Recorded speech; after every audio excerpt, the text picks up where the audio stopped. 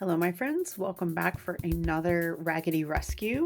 We're back with the same little Ann that I shared with you last time. This is the gal who I removed her hair because it was dry rotted, and then we gave her a good wash, and now she's ready for new hair. I've had several people respond that they'd really like to see how that works, so that's what we're going to do today. So depending on the pattern you're using, hair assembly might be different from what you're seeing here today. I have several patterns myself. I have 3 different versions of hair assembly. This is the one that I've used that works for me. Hopefully this will help you one way or the other. If nothing else, maybe it'll be fun to watch. So this gal was definitely made from a McCall's Crafts pattern.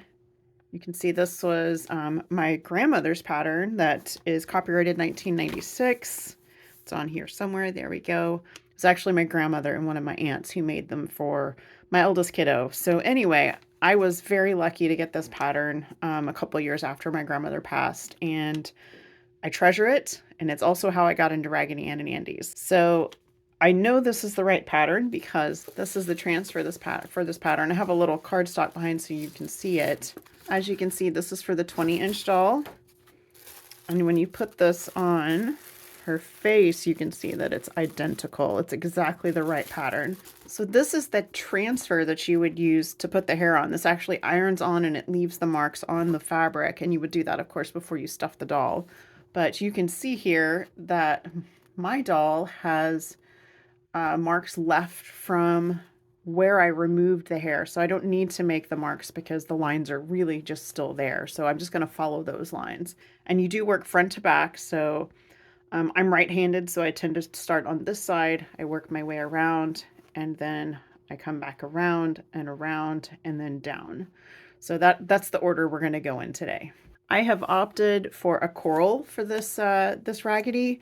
Their hair is traditionally red or orange, and this is in the family of orange. And I've done a lot with red hair or rust red hair or sort of cinnamon hair, and I wanted to try something a little different. And since she is totally bald today, we're going to give her this nice soft big twist yarn. This is actually from Joann's. It's really soft, which I realize you can't reach through and feel, but I wish you could. So I'll be using the McCall's instructions today. This is the entirety of the instructions on how to put the yarn hair into the doll.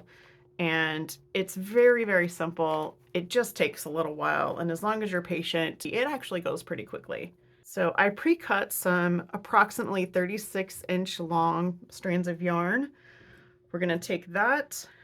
I have a tapestry needle here, and I have this really cool needle threader that belonged to my late mother-in-law. So I'm not sure where you can get this particular one, but if I can find it, I'll put a link in the description. So you pop that through the hole, and then you just thread your needle. Super simple. It also has a smaller one for a smaller regular size needle. Now once you have your needle threaded, you're gonna pull that down so that the two ends are about the same, so that you're using 2 strands of yarn at the same time. We're going to be stitching back to front. So I'm going to start right here. My doll already has holes because this is replacement hair. It's unlikely yours is going to have holes unless you're doing a rescue. So at that point, you'll just be following the line that you have used from the transfer. And we're basically here because this is the front of the face. So we're going around the head first. So we've pulled through one time. We're going to go ahead and take another stitch right next to that stitch, as close as you can get. And we're going to pull that tight. That is basically your knot. So now we're going to take, I usually do about 2 fingers width. And then we're going to do the same thing again. We're going to pull through. We've got about 2 fingers. And then we're going to pull through again. Stitch, loop, and then stitch, and then stitch again. That second stitch is what holds your loop in place. So loop again, pull one through, pull a second through. Now, as you can see, this uses up thread really quickly. So once you do that second one, you're nice and tight. We're just going to cut that off the needle.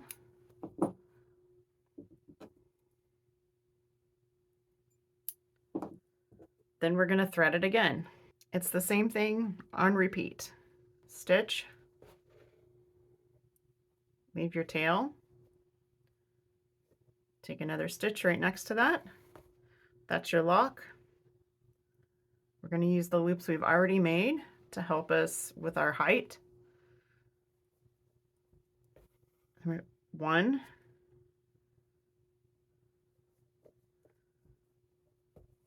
2, and then loop.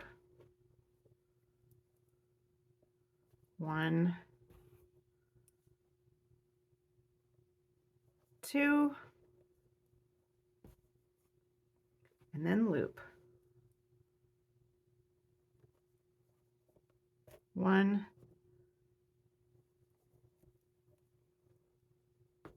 2, and we're going to cut off the needle.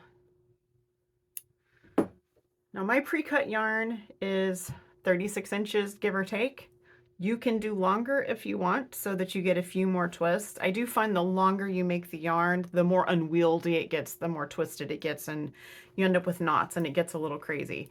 So that's why mine is a little bit shorter, but you work with whatever length makes sense to you. This is just what works for me. So let's get going on this doll.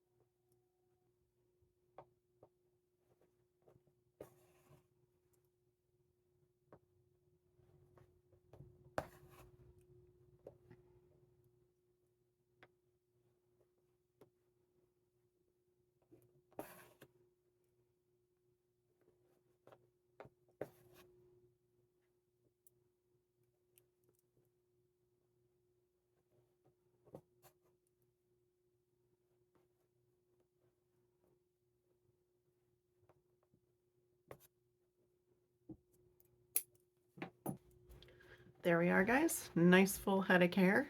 She needs a haircut, but other than that, you can see nice, full, soft hair. So why don't we give her a trim and then she'll be good to go.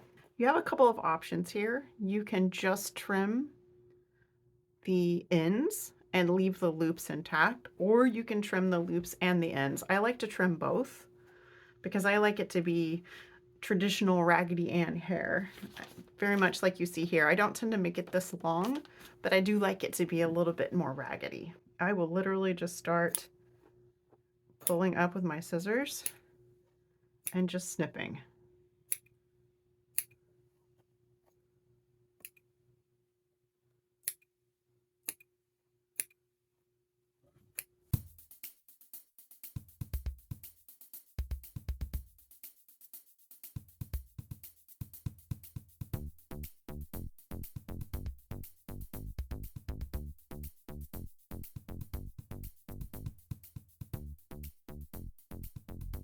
Once I feel like I have most of the loops out, I'm going to go back and give her a nice trim. There's still going to be loops in there, and I'll just grab them as I go. You guys may have noticed that I was using my jewelry pliers occasionally when I was putting this hair in, and what was happening was I was hitting little clumps of polyfill or whatever stuffing is inside of this Raggedy, and it was really hard to pull out. So I just grabbed my jewelry pliers so that I wouldn't be having to work quite so hard. Let's give her a little trim. I always tend to go a little bigger than I think I'm going to want, just because it's easier to cut it off and it's impossible to put it back without having to start over.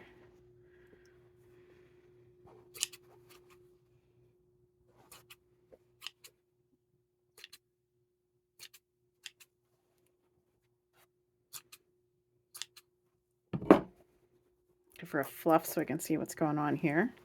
Get a little bit more off of this side.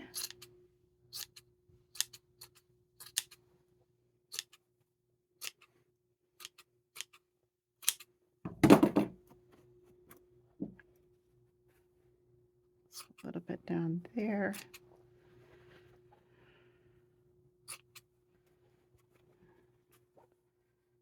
You might notice that I'm kind of holding onto her arms. I don't want to accidentally snip the fabric. Let's see, got a couple of loose strings here.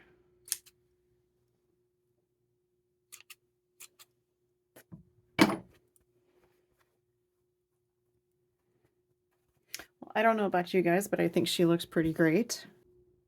I think that's going to be just about it for today's Raggedy Rescue. The next time I will show you guys just a few minor repairs on this little lady. She's got a joint here, but she does not have one here. I would like to add a little bit more stuffing to her tummy, and she is missing her heart, so we'll be hand embroidering on a heart. I noticed today while I was working on her that she's got a couple of broken stitches here, and she's coming apart right here. This isn't a big problem because I'm gonna take this seam out so we can get her all nice and stuffed. So if you guys enjoyed this, give me a thumbs up, a like, subscribe, let me know in comments what you think. Do you want to see more content like this? Would you like to see a full-length video of me doing the hair without it being time-lapse? I do have another doll who is also bald that is due for a new hairdo, so that's something I would consider. So yeah, you guys let me know what you think. Be sure and stop by on Tuesday. Every Tuesday you'll find me here on YouTube and on talktometuesday.wordpress.com and on sewhooked.com with a craft vlog called Talk to Me Tuesday that I do with a number of other good crafty friends.